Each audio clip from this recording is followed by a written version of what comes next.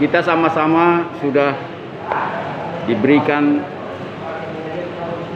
pengajaran tentang saksi. Itu lewat pembacaan tadi di Kisah Para Rasul 1 ayat 8. Kepadaku telah diberikan kuasa.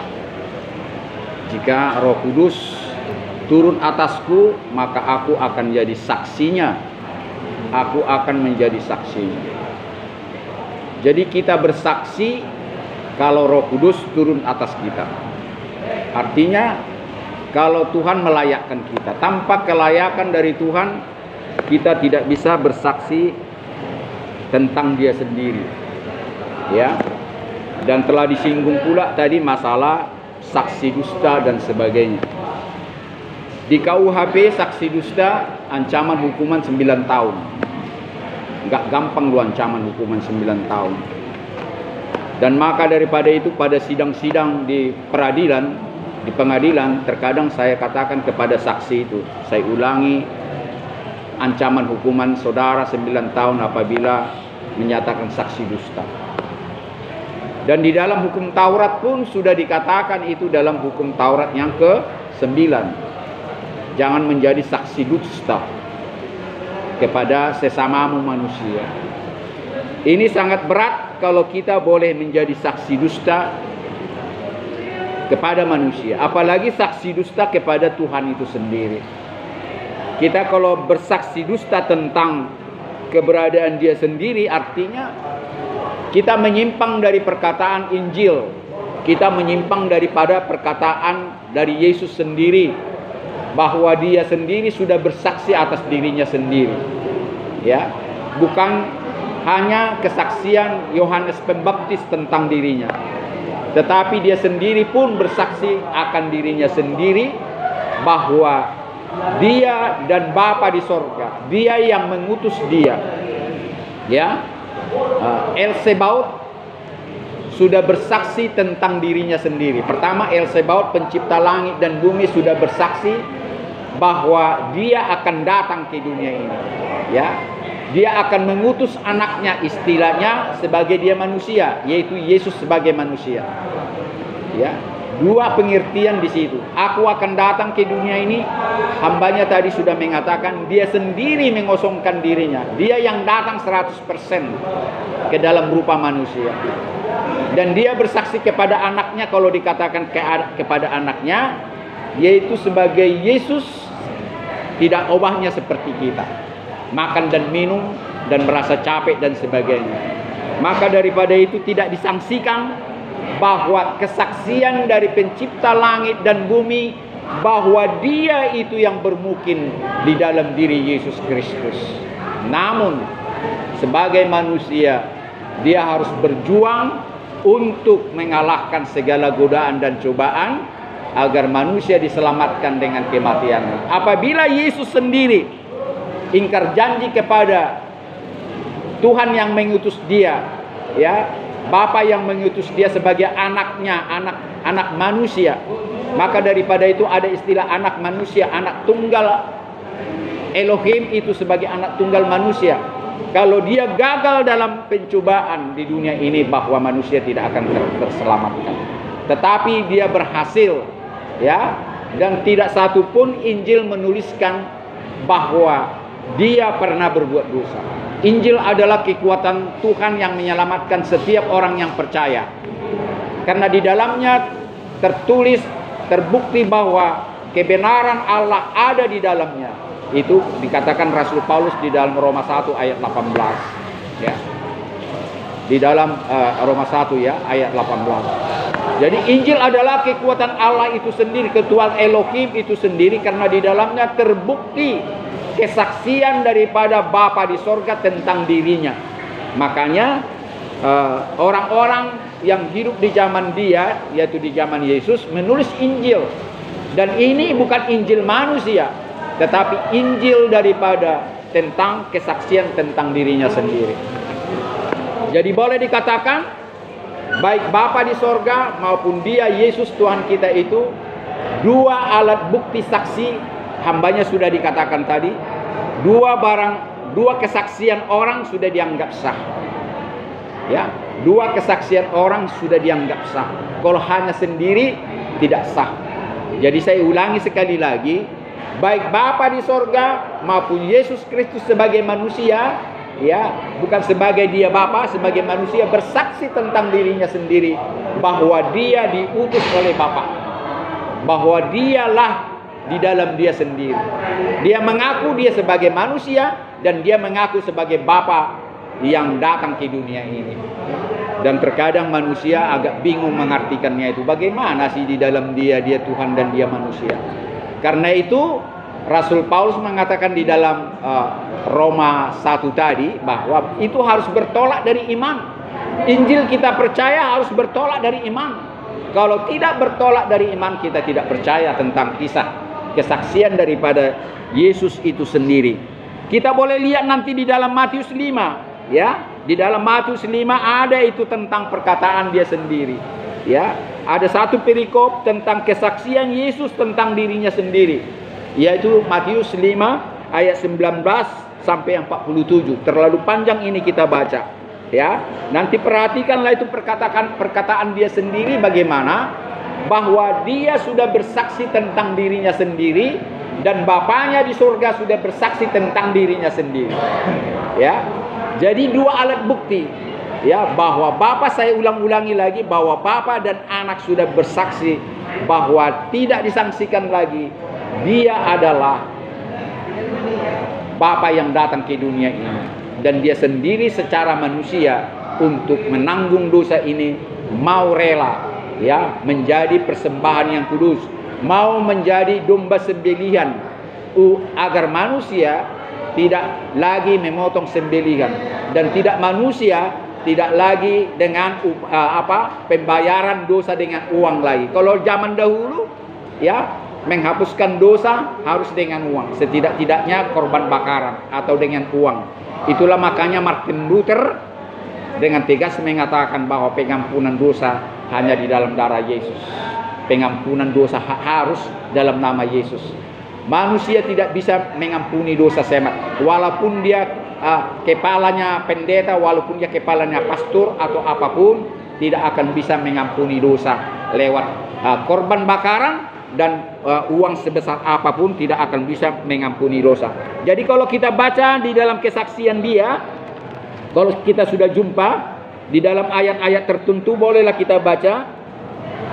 Kalau udah jumpa, tolong ayat 22. Sama-sama kita baca. Bapa tidak menghakimi, 3 ya. Bapa tidak menghakimi siapapun, melainkan telah menyerahkan penghakiman itu seluruhnya kepada Anak. Terus, supaya semua orang menghormati Anak sama seperti mereka menghormati Bapa. Barang siapa tidak menghormati Anak, ia juga tidak menghormati Bapa yang mengutus dia. Aku berkata kepadamu, sesungguhnya barang siapa mendengar perkataanku, yaitu perkataan daripada Yesus Kristus, dan percaya kepada dia, yaitu Bapa di sorga yang mengutus aku, ia mempunyai hidup yang kekal dan tidak turut dihukum, sebab ia sudah pindah dari dalam maut ke dalam hidup. Aku berkata kepadamu, sesungguhnya saatnya akan tiba dan sudah tiba bahwa orang-orang mati akan mendengar suara Anak Tuhan Elohim, dan mereka yang mendengarnya akan hidup. Sebab sama seperti Bapa mempunyai hidup di dalam dirinya, yaitu di dalam diri Yesus Kristus, demikian juga diberinya Anak mempunyai hidup dalam dirinya sendiri. Jadi saya mau katakan ini suatu kesaksian yang jelas. Siapa Bapa, siapa Anak. Dan dia sendiri mengatakan, aku yaitu Bapa itu. Ya kan? Dan Bapa mengatakan, aku itu yang datang di dalam Anaknya itu. Amin. Jadi cukup jelas. Aku sendiri itu yang turun di dalam Anakku yang tunggal itu. Ya, makanya kalau dia tidak menjelma sebagai manusia, ya tidak ada nanti penyelamatan. Tetapi jangan keliru, banyak orang Kristen berdebat dengan saya, ya, seolah-olah Tuhan itu yang menderita. Tuhan tidak pernah menderita, yang menderita Anaknya yang menderita, yaitu Tuhan sebagai manusia. Yang mati adalah manusia di dalam Anak, bukan Tuhan Bapa di sorga yang mati 3 hari. Tidak. Buat apa dia mati? Dan yang menerima kuasa nanti di pundaknya, yaitu bukan Bapa, anaknya yang menerima kuasa yang daripada Tuhan itu, yang nanti hak menghakimi diberikan kepada dia, oleh karena kerajaan sorga sudah diberikan kepada anak, yaitu sebagai manusia. Jadi cukup jelas ini, siapa Bapa, siapa anak itu, yang kepadanya telah diberikan segala kuasa, karena manusianya Yesus berhasil tidak berdosa. Manusianya Yesus berhasil mau menderita. Sebagai Tuhan pencipta langit dan bumi, dia tahu akan ditangkap. Dia tahu kan ditangkap, makanya dibilang, Bapa kalau boleh cawan ini lalulah daripada aku. Jadi di dalam diri dia ada roh Elohim Bapa di sorga itu. Bapa kalau boleh lalulah cawan ini daripadaku. Bapa kalau boleh janganlah aku mati. Bapa kalau boleh janganlah aku disalibkan. Karena dia sudah tahu. Secara akali tidak akan mampu kita bisa terima itu. Tetapi iman percaya kita bahwa anak sudah tahu dia akan mati. Makanya dia menyerahkan begitu saja. Tetapi satu catatan bagi kita. Tuhan Elohim Bapa di sorga tidak memberikan kuasa kebal. Artinya disuntik misalnya kebal. Tidak, betul-betul dirasakan. Betul-betul dia menangis mengangkat salib itu. Sedikit pun kuasa tidak diberikan kepada Yesus tatkala dia menderita. Itu catatan bagi kita. Kalau diberikan, ya sama aja bohong. Sama aja bohong. Karena banyak orang yang dihukum mati, disuntik dulu ilmu kebal. Kita sering menonton itu. Dan sering terjadi, kita lihat. Ya, dalam percintaan yang mau dihukum mati ini kepada putri raja disuntik ini. Kujeksi kau biar kau kebal. Aku tidak mau melihat kau menangis, katanya. Dijeksi. Itu ada suatu film dulu. Tetapi Yesus menderita mati betul-betul perasaan sebagai manusia normal. Dia rasakan itu bagaimana salib. Dia rasakan itu darahnya mengalir. Dia rasakan semua tombak dan air anggur asam itu. Dan semua dirasakan. Ini luar biasa. Maka itu dia katakan sekali lagi, saya katakan, Bapa kalau boleh lalulah cawan ini daripadaku. Ya wajar sebagai manusia dia tahu. Itu luar biasa. Dengan otak tidak akan sanggup. Kita harus beriman. Ya, kita harus beriman. Jadi karena itu, apa artinya khotbah ini? Apa artinya khotbah ini? Sama seperti kita kalau tinggal di dalam dia, ingat ya. Sama seperti kita kalau tinggal di dalam dia, kita harus menderita. Amin. Kita harus menderita. Kalau tidak mau menderita seperti dia, jangankan harapkan surga itu.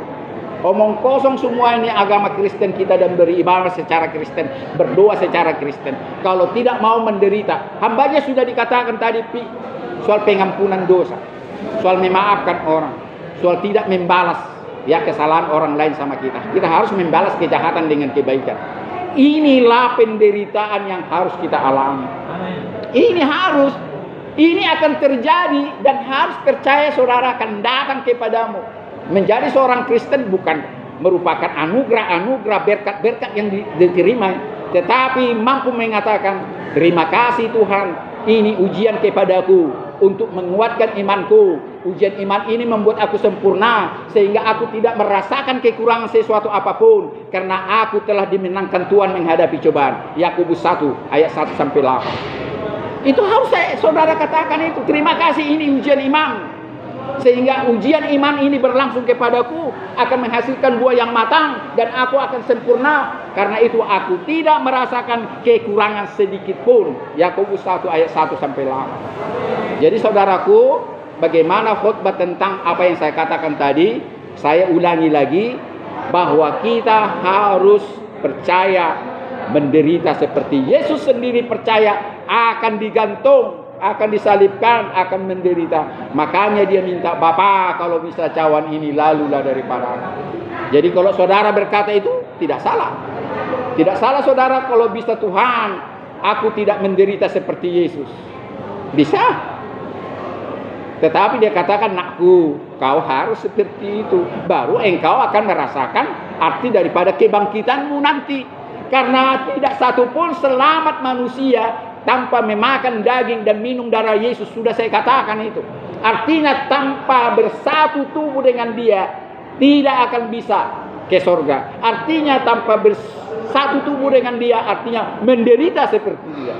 Itu namanya satu tubuh. Tubuh Yesus menderita, kita juga menderita. Itu artinya jangan hanya kebangkitannya ya semua. Iblis juga mau mengharapkan surga, tapi dia tidak mau menderita. Jadi tidak sulit-sulit itu mengartikan firman Tuhan. Ini yang paling penting. Kenapa Injil dicatat pun Injil menulis agar saudara percaya bahwa Yesus adalah Tuhan dan Juru Selamat. Ini makanya Injil dicatat. Dan ini tertulis betul-betul di kitab Matius. Ya, apa gunanya Injil dicatat? Biar orang percaya kebenaran daripada ini kesaksian Yesus tentang dirinya, bahwa Yesus sendiri sebagai anak bersaksi tentang dirinya, dan Bapa Elohim bersaksi tentang dirinya yang ada di dalam diri anak itu sendiri. Amin. Apa dikatakan siapa? Rasul Paulus, ya, kalau saksi dusta. Tolong dibaca, ya. Amsal 19 ayat 5. Tolong dibaca yang keras saya, waktu kita terbatas. Apa dikatakan di situ? Apa dikatakan? Saksi dusta tidak akan luput daripada hukuman. Terus orang yang menyemburkan menyemburkan kebohongan. Apa dikatakan? Tidak akan terhindari dari hukuman.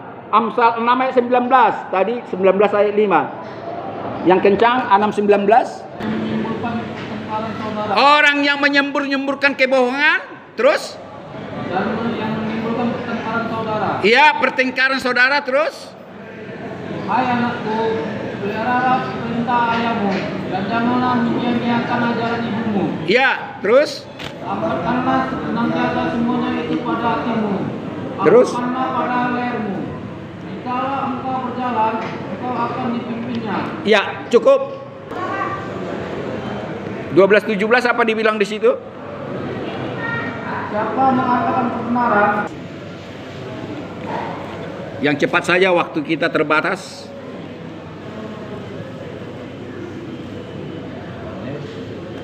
(8:18) Apa dikatakan di situ? Akulah yang bersaksi